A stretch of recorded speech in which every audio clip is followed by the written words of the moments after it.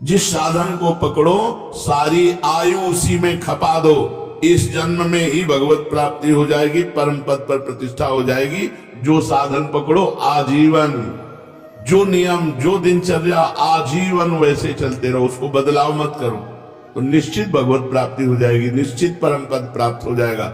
ये जो बार बार गुरु बदलते रहते हैं, साधन बदलते रहते हैं, इनसे बड़ा अपराध बनता है। ये साधक वादक नहीं है, मनमानी स्वच्छंद अपने आचरण करके वो अपने को सुखी समझते हैं। कहा जाता है कि साधना में व्यभिचार ना हो, तो ये व्यभिचार का तात्पर्य क्या है?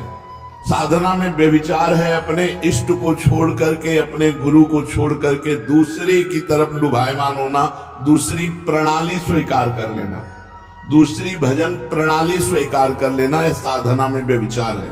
अपने इष्ट और गुरु में ही हमारी भजन प्रणाली जो है वही चले। जैसे अपने यहाँ है नाम मंत्र वाणी सेवा, यही जीवन है। व्रत नियम संयम में सब कुछ नहीं, निरंतर नाम जप करो, मंत्र जप करो, वाणी जी का गायन करो और आठों पहर स्वामिनी जी की सेवा में रहो। यही हमारी दिनचर्या है। हमारा जो अंतिम लक्ष्य है वो श्री जी की सेवा है। आठों पहर स्वामिनी जी की दासी भाव से सहचरी भाव से सेवा, तो अपनी प्रणाली में ही रहे, अन्य प्रणाली स्वीकार करना साधना में व्यभिचार है। विश्व में किसी भी उपासना का खंडन न करे और अपनी उपासना को सर्वश्रेष्ठ माने और अपनी उपासना को कभी बदले ना, ऐसा साधक अव्यभिचारी साधक कहा जाता है। और जो बार बार अपने साधना को बदलता है वो व्यभिचारी साधक है, वो लक्ष्य को प्राप्त नहीं कर पाता। क्या साधना की जो हमें अनुभूति हो रही है उसे प्रकट करके किसी को बता देने में हानि होती है? अपनी साधना और साधना की सफलता कभी भी किसी से नहीं बतानी चाहिए, नहीं बाधा पड़ जाएगी, पक्का बाधा पड़ जाएगी। आपकी दिनचर्या क्या है और आपकी अनुभूति क्या है, मरते दम तक, जब तक भगवत साक्षात्कार न हो जाए तब तक न बताओ। भगवत साक्षात्कार हो गया फिर तो कोई घाटा पड़ने वाला है ही नहीं। साधन काल में साधक को अपनी साधना और साधना की अनुभूति कभी किसी को भी नहीं बतानी चाहिए। चाहे कितना कोई आत्मीय हो, घर का हो, प्रेमी हो, अपनी साधना की और अपने साधन की अनुभूति की बात कभी नहीं कहनी चाहिए। आप कै बजे उठते हो, आपकी क्या साधना है?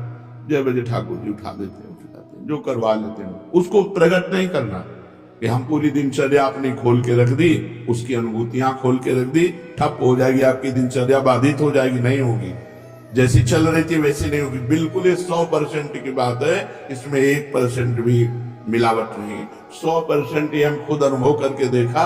अगर दया करके करुणा करके अपनी बात बता दी तो हमारी बात में फर्क पड़ गया, हमारी साधना में बाधा पड़ गई। तो साधना और उसकी अनुभूति ये दोनों तब तक छुपाता रहे जब तक भगवत साक्षात्कार न हो जाए। बहुत संभाल कर गरीब के धन की तरह इसे गुप्त और सुरक्षित रखो। जीवन पर्यंत साधना का अभ्यास किया, मृत्युकालीन पर्यवसान क्या है, फिर क्या है? तो जो जीवन भर साधना करता है, मृत्यु काल में उसके पूरे जीवन का टोटल लगाकर भगवत स्मरण दे दिया जाता है। जैसे आप जीवन भर पाप किए हो, बीच में कुछ थोड़ा साधन पुण्य दान वो नहीं माना जाएगा, उसका भोग तुम भोगना, पर जीवन भर जो किया उसका टोटल लगा के भगवत विस्मरण तुम्हें करवाया जाएगा, क्योंकि तुम्हारी दुर्गति होगी। और जिसने भगवान नाम जप किया है तो उसको पूरे जीवन का आंकड़ा लगा करके कि इसमें अधिक क्या किया, तो बोले भजन, तो अंतिम समय भजन का स्मरण दो। तो जो भागवती का अधिकारी है वो अंतिम समय उसको भगवत स्मरण दे देते हैं और उसको भगवत प्राप्ति हो जाती है। पूरे जीवन का आपका कार्य ही अंतिम परिणाम पर अवलंबित है। पूरे जीवन आप जो करते रहे वही अंतिम परिणाम में आपको चिंतन दिया जाएगा। वो अंतिम में आप चिंतन नहीं करते, वो दिया जाएगा। छा गया भगवत चिंतन, या भूल गए भगवान को, छा गया संसार का कोई चिंतन, ये पूरा टोटल तुम्हारे पूरे जीवन का टोटल होगा मृत्यु के समय। 1 सेकंड में पूरा आंकड़ा फिट कर दिया जाता है। कभी कभी इससे चूक हो गई, नहीं जीवन भर प्रयास किया भजन का, तो दे दो भगवत स्मरण। कभी भूल चूक से भगवत स्मरण कर लिया, नहीं जीवन भर पापाचरण किया, तो भगवान की स्मृति नहीं आएगी। वैसे लक्षण वाले जो उसको योनि मिलनी है वैसे चिंतन उसका बनेगा। यदि प्राण जाने के 2 दिन पहले ही बेहोश हो गया है तो उसकी गति क्या होगी? 2 दिन पहले भजन किया, मरने के 2 दिन पहले ही बेहोश हो गया, अब उसकी गति क्या होगी? क्योंकि अंतिम समय तो उसे होश है नहीं। उस दशा में 2 दिन पहले जो अंतिम चिंतन हुआ था उसी का भावी गति होगी। 2 दिन बेहोश होने के पहले जो चिंतन हुआ था उसी से उसकी गति होगी, वही उसकी अंतिम चिंतन गति मानी जाएगी। इसीलिए हर समय नाम जप करो, पता नहीं कौन सी श्वास आखिरी हो। अंत समय में भगवत स्मरण किस प्रकार का होता है?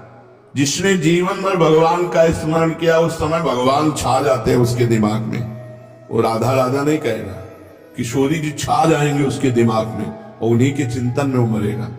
इसीलिए जीवन भर माला चला रहे हैं, जीवन भर भजन कर रहे हैं कि अंतिम समय हमारा बन जाए।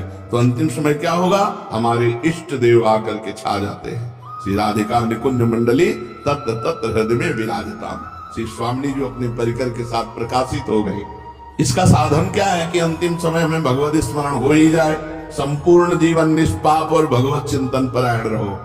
संपूर्ण जीवन निष्पाप, कोई पाप करने की चेष्टा ना करो और खूब नाम जप करो, तो अंतिम समय प्रिया प्रीतम तुम्हारे दिमाग में छा जाएंगे।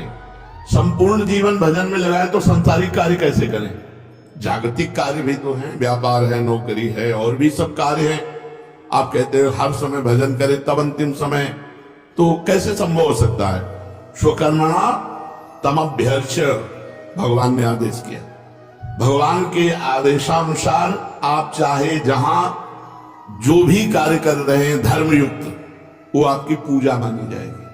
आप ऑफिसर हो, आप जज हो, आप वकील हो, कुछ भी हो, आपका जो कर्म है वो निष्पाप होना चाहिए। वो धन के निमित्त से दोष को छुपा करके निर्दोषी को दंड दे दे, अपराध बन गया, पाप बन गया। आप अपने धर्म से चूक कर लिए, घूस लेकर के अपराधी को छोड़ दिया और निरपराध को आपसे पाप बन गया। व्यापार आप कम तौल रहे हैं, ज्यादा दाम ले रहे हैं, आपसे अपराध बन गया। नहीं तो स्वकर्मणा तमभ्यर्च, आपका स्वकर्म ही भगवान की पूजा बन जाएगी।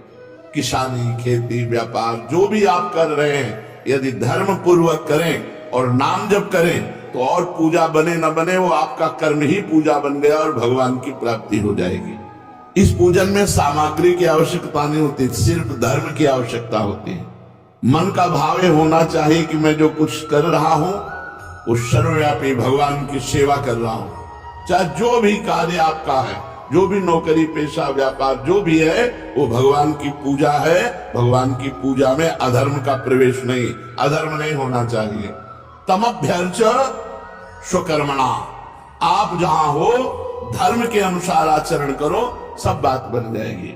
अनंत ब्रह्मांडों का अधिकारी सबको देख रहा है, सबको देख रहा है। आज तुम कर्म मनमानी पद मिला है, और जब वो तुम्हारे मनमानी का हिसाब करेगा तो भी तुम झेल नहीं पाओगे, चाहे जो कोई हो, नहीं झेल पाओगे। बड़े बड़े को फैलते हुए देखा है। इसलिए स्वकर्मणा तमभ्यर्च, आपको जो पद मिला है, आपको जो सेवा मिली है, आपको जो अधिकार मिला है, वो भगवान की पूजा है। बहुत होश से करना, उसमें घूस लेना, अधर्म आचरण करना या गरीब को सताना, निर्दोष को सताना, ये बड़ा भारी पड़ेगा।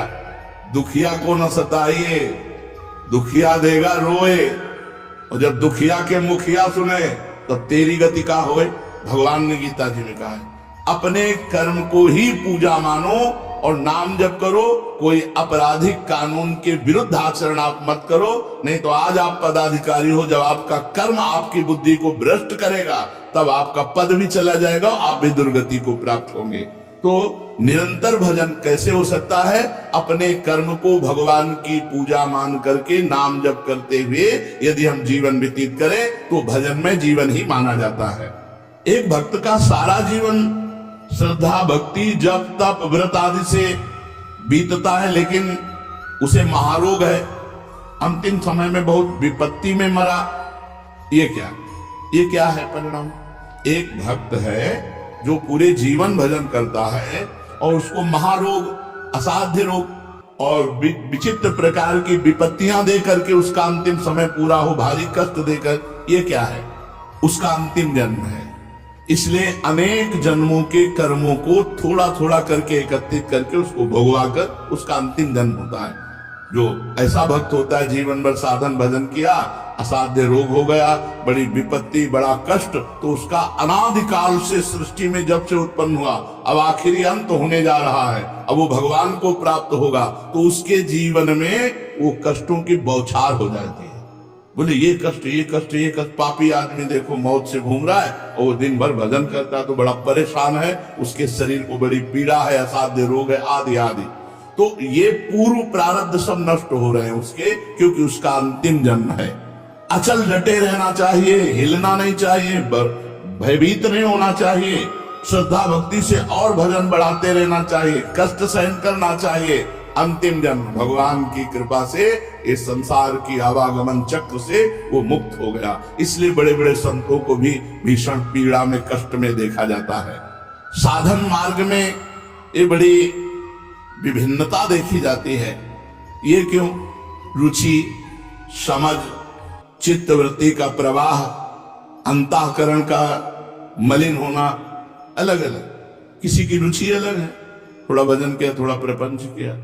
किसी का अंतःकरण मलिन है, किसी की समझ ठीक नहीं है, कोई तीनों गुणों के प्रभाव से प्रभावित रहता है, कोई पूर्व संस्कार से प्रभावित रहता है, कोई नवीन वातावरण से प्रभावित हो जाता। साधक वही है, ना अपनी रुचि, ना अपनी समझ, ना अंतःकरण का प्रभाव, न त्रिगुण का प्रभाव, न पूर्व संस्कार का प्रभाव, न वातावरण का प्रभाव। डट के भजन करे, सबको गिरा दे। ये महाभारत है। डट के भजन करें, सबको रौंद डाले, पूर्व संस्कार, प्रारब्ध, ये वो सब। भजन में अपार सामर्थ्य है। अगर थोड़ा बड़ा भजन करोगे तो आपकी रुचि आपको गिरा देगी, भोगों की तरफ है। आपकी समझ आपको गिरा देगी, आपका अंतःकरण मलिन आपको गिरा देगा, तीनों गुण आपको गिरा देंगे, पूर्व संस्कार गिरा देंगे। भजन डट के करो और भजन हट के करो। देखो अभी सब पूर्व संस्कार मिट जाएंगे, प्रारब्ध क्षीण हो जाएगा, रोग का प्रभाव नहीं पड़ेगा, समझ ठीक हो जाएगी, रुचि नाम में, भगवान में हो जाएगी। तो हम एक शब्द में जानना चाहते हैं कि साधक हम कौन है। किसे कह सकते हैं कि ये साधक है? जिसने अपने सांसारिक बंधनों के काटने के लिए निरंतर नाम जप का नियम ले लिया, वही साधक है। निरंतर नाम जप का नियम जिसने ले लिया, वही साधक है। संसार बंधनों को काटने के लिए जिसने निरंतर नाम जप का नियम लिया, वही साधक है। वैसे साधक अपनी साधना को बचाने के लिए क्या करें? सत्संग, रोज सत्संग। इससे साधना बचेगी, बढ़ेगी और पचेगी भी। साधना जब नहीं पचती है तो भला फुलरा होता है, अपने साधन का अहंकार होता है, वो दिखाई देता है साधन का अहंकार। एक बार एक संत नाव में जा रहे थे, तो एक तपस्वी योगी थे, सिद्धि प्राप्त थी, तो गंगा जी में खड़ाऊ पैर करके वो चलते हुए जब बीच में पहुंचे तो उनका, ये महात्मा यही भजन करते हो, नाव में बैठे हो? तो चुप बैठे। पार हुए, नाविक से कहा, भैया कितने रुपया? बोले 2 रुपया। 2 रुपया। फिर उन महात्मा से कहा, जिन गंगा जी को भगवान शंकर अपने मस्तक पर धारण करते हैं, तू अपने योग के प्रभाव से उन पर पादुका पहन के आया, सारी तेरी तपस्या नष्ट हो गई। जो 2 रुपए में काम बना, पूरे जीवन की तपस्या प्रदर्शन में तूने नष्ट कर दिया, तेरे पास कुछ नहीं रह गया। विचार करना मेरी बात का। तो जब साधना का फुलरा होता है, अहंकार होता है, तो कुछ दिखावा करने का होता है, उसी में नष्ट हो जाता है। तो सत्संग साधन को बढ़ाता है और साधन को पचाता भी है। जो रोज सत्संग सुनते हैं तो ऐसी कई बातें आती हैं जिससे हमारे अहंकार पर चोट लगती है। अभी तो हम निरंतर नहीं जप पा रहे, अभी तो हम सहनशील नहीं, अभी तो हमारी विषयों में रुचि, उसे अपने दोष दिखाई देते हैं और गुण ढक जाते हैं, तो अहंकार नहीं होता। इसलिए साधना को बचाने के लिए रोज सत्संग होना चाहिए, भगवान नामों का नियम पूर्वक जप होना चाहिए, किसी भी प्राणी की निंदा अपराध नहीं होना चाहिए, किसी की भी निंदा न करे। अगर भजनानंदी किसी की निंदा करेगा तो उसका भजन छीन हो जाएगा, उसकी साधना निष्फल हो जाएगी।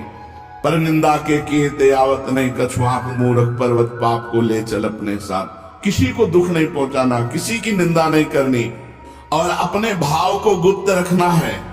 प्रारंभिक अवस्था में बस इतनी बात साधक पकड़ ले, सत्संग, नाम जप, किसी की निंदा नहीं करनी, सावधानी पूर्वक अपने भावों को गुप्त रखना है, इसी से बात बन जाएगी। जो सत्संग सुनो उसका मनन करो, आचरण में उतारो। शेष चर्चा की श्री राधा वल्लभ लाल की।